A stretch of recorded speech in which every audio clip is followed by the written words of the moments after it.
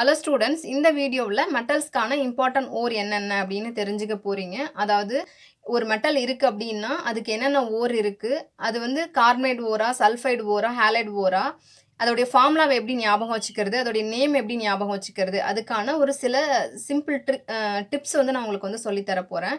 இதை கம்ப்ளீட்டாக short trick மூலயமா ஞாபகம் வச்சுக்க முடியாது. ஸோ இது திரும்ப திரும்ப இந்த ஃபார்முலாவை நம்ம பார்க்கும் பொழுது தான் நம்மளால் வந்து இதுதானா அப்படின்னு புரிஞ்சுக்க முடியும். ஒரு உங்களுக்கு 1 மார்க் கொடுக்குறாங்க அப்படின்னா அதில் ஒரு 4 ஆப்ஷன் கொடுக்குறாங்க அப்படின்னா அதுலேருந்து கரெக்ட் ஆப்ஷனை எப்படி பிக் பண்ணுறது, ஸோ அதுக்கான வேஸ் எல்லாம் வந்து இதில் நான் சொல்லித்தர போகிறேன். இந்த வீடியோ வந்து காம்படிட்டிவ் எக்ஸாம் ப்ரிப்பேர் பண்ணுறவங்களுக்கு ரொம்ப முக்கியமான வீடியோ.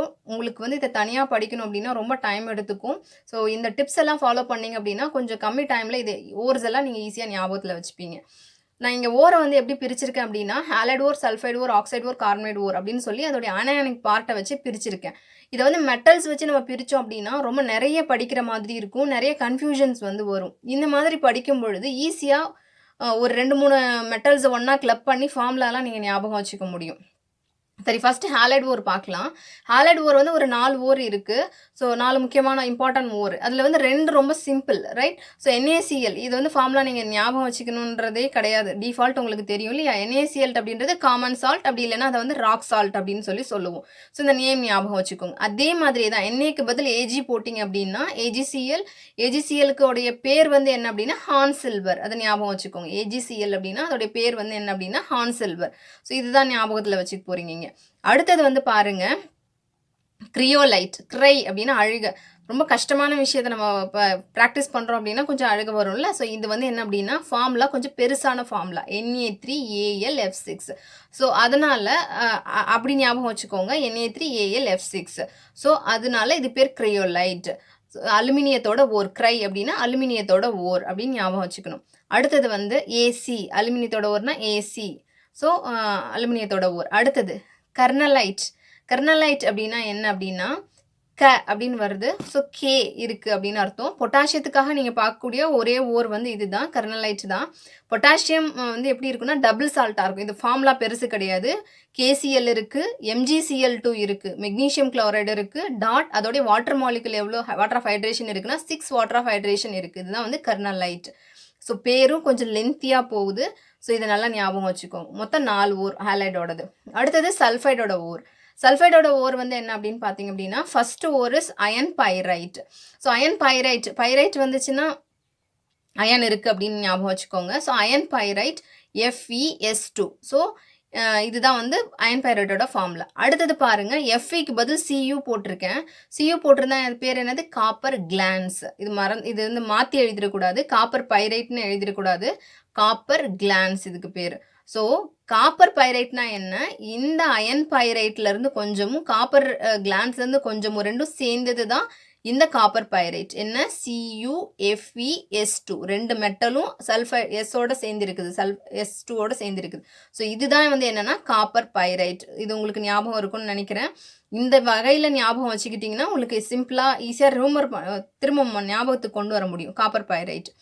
அடுத்தது வந்து என்ன அப்படின்னா நமக்கு வந்து என்னென்னா காப்பர் கிளான்ஸ்னா என்ன, அதேமாரி சில்வர் கிளான்ஸ்னா என்னன்னு பாருங்கள். காப்பர் கிளான்ஸும் சில்வர் கிளான்ஸும் கிட்டத்தட்ட ஒரு மாதிரி தான். இங்கே என்னென்னா காப்பர் வந்து என்ன அப்படின்னா Cu, இங்கே என்ன போட்டிருக்கோம்? Ag2 போட்டிருக்கோம். ஸோ அதுதான் டிஃப்ரென்ஸ், Ag2S. இங்கே வந்து மோனோவேலண்ட்டாக இருக்குது சில்வர், ஸோ Ag2S.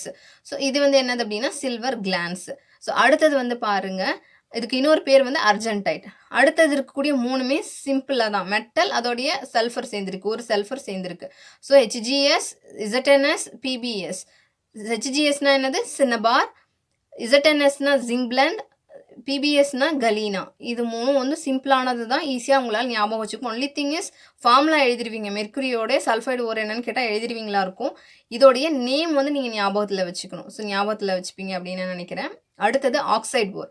ஆக்சைடு ஓர் என்ன அப்படின்னா ஃபஸ்ட்டு ஓர் வந்து அயன் ஆக்சைடு. ஸோ எப்படி இருக்குது? Fe2O3. இதுக்கு பேர் என்னென்னா ஹெமடைட்.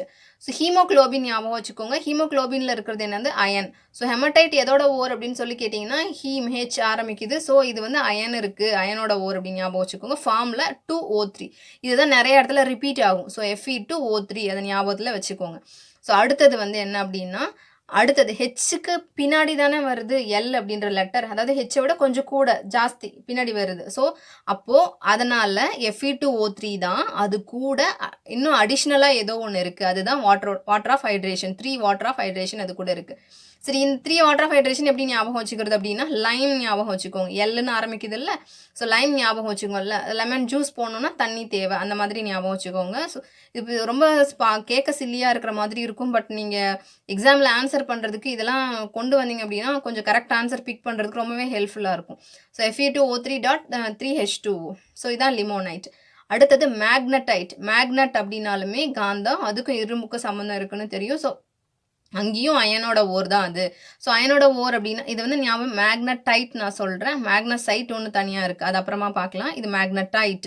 ஸோ Fe3 மேக்னட் அப்படின்னு வருது பாருங்கள் கம்ப்ளீட்டாக. ஸோ இது Fe3O4. எகெயின் என்னென்னா HCl, இதெல்லாம் பின்னாடி தான் M வருது. ஸோ M வந்து என்னென்னா இன்னும் கொஞ்சம் ஜாஸ்தியாக இருக்குது. ஸோ இதோட அயனில் வந்து ஒரு பார்ட் 3 Fe2ன்னு இருக்குது, இங்கே 3 இருக்குது, இங்கே ஆக்சிஜன் இருக்குது, +1 இங்கே வரணும், FeO4. ஸோ அயனுக்கும் +1, ஆக்சிஜனுக்கும் +1, அதான் மேக்னடைட். அடுத்தது குரோமைட். குரோமைட் அப்படின்னா என்ன அப்படின்னு சொன்னால் குரோமியத்தோட ஓர் தான். ஹெமடைட் எப்படி எழுதுனீங்களோ அதே மாதிரி இன்ஸ்டெட் ஆஃப் அயன் குரோமியம் போட்டுக்கிறீங்க, அதை எழுதிக்கிறீங்க. Only extra thing is FeO.FeO அது கூட சேர்ந்துருக்கதான் குரோமைட். அடுத்தது அலுமினியத்தோட ஓர் பார்க்கலாம். அலுமினியத்தோட ஆக்சைடு ஓர். அலுமினியம் ஏன்னு ஆரம்பிக்குது, இவங்க ஓர் வந்து BCD 3 லெட்டர்லையும் இருப்பாங்க. BCDயில் வரும் ஆக்சைடு ஓர், ரைட். ஸோ இங்கே என்னென்னா Al2O3ன்றது பாக்சைட், அது நமக்கு தெரியும். Al2O3.2H2O. வாட்டர் ஆஃப் ஹைட்ரேஷன் எத்தனை இருக்குது? 2 வாட்டர் ஆஃப் ஹைட்ரேஷன் இருக்குது, தான் பாக்சைட். ஏ அலுமினியத்தோடது, பி பாக்சைட் ஓர் பார்த்துட்டோம். அடுத்தது சி வரணும் அப்படின்னு தோணும் உங்களுக்கு. சி கிடையாது, சி பின்னாடி தான் வரும், அதுக்கு முன்னாடியே டி வரும், அதான் டயஸ்போர். ஸோ டயஸ்போர் அப்படின்னா என்னது? Al2O3 இதிலிருந்து ஒரு வாட்டர் ஆஃப் ஹைட்ரேஷன் குறையுது, ஸோ அதான் டயஸ்போர். கொராண்டம். கொராண்டம் அப்படின்றது ஒரு அபரேசிவ் அப்படின்னு சொல்லுவோம், ஹார்டஸ்ட் அபரேசிவ் அப்படின்னு சொல்லுவோம். இது வந்து என்ன அப்படின்னு சொன்னால் ஃபார்முலா, இதிலிருந்து இன்னொரு வாட்டரும் குறைஞ்சிடுச்சு, வெறும் Al2O3. ஸோ இதுதான் வந்து என்ன அப்படின்னா கொராண்டம். அடுத்தது வந்து என்ன அப்படின்னா மேக்னஸோடைய ஓர். ஸோ மேன் பவர் ஞாபகம் வச்சுக்கோங்க. ஏன் மேன் அப்படின்னு சொல்கிறேன்னா என் அந்த லெட்டர் முக்கியம், ஏன்னா மெக்னீஷியத்துக்கும் மேங்கனஸுக்கும் குழப்பிக்க கூடாது, நீங்கள் அதுக்காக சொல்கிறேன். MnO2. ஸோ MnO2 பிரோலுசைட், இதுக்கு பேர் என்னது? Man power. MnO2 பிரோலுசைட். அடுத்தது இருக்கக்கூடியது என்னென்னா ZnO ஜிங்சைட். ஜிங்சைட். ஸோ இது கொஞ்சம் சிம்பிளாக தான் இருக்கும்னு நினைக்கிறேன், ஜிங்சைட். அடுத்தது TI வருது இல்லை, rutile. So titanium dioxide rutile, RUTILE, இதுலேயும் TI வருது. ஸோ டைட்டானியம் வந்ததுன்னா இந்த மாதிரி வருது.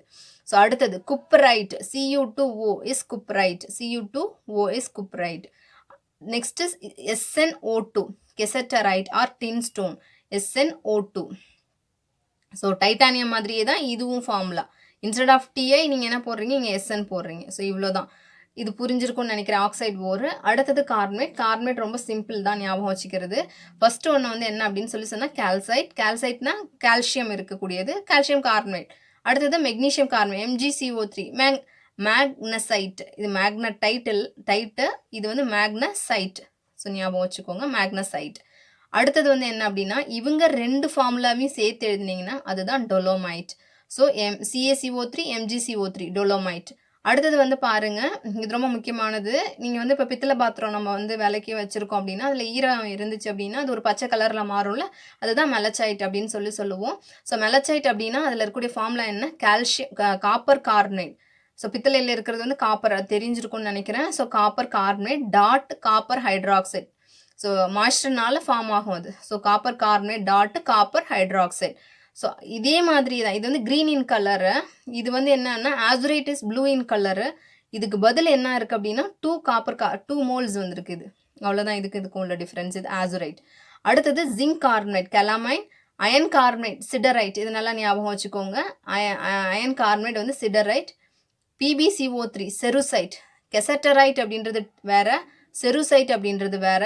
PbCO3 அப்படின்னா செருசைட். ஸோ இது ஞாபகம் இருக்கும் அப்படின்னு நான் நினைக்கிறேன். இது வந்து உங்களுக்கு யூஸ்ஃபுல்லா இருக்கா என்ன அப்படின்னு சொல்லி கமெண்ட் செக்ஷன்ல வந்து போஸ்ட் பண்ணுங்க. ஸோ இது உங்களுக்கு எந்த அளவுக்கு ஞாபகத்துல இருக்கு அப்படின்னு அடுத்த வீடியோல நான் ஒரு சில செல்ஃப் செக் கொஸ்டின்ஸ் வந்து கேட்குறேன். உங்களுக்கு ஆன்சர் பண்ண முடியுதா அப்படின்னு சொல்லி பார்க்கலாம்.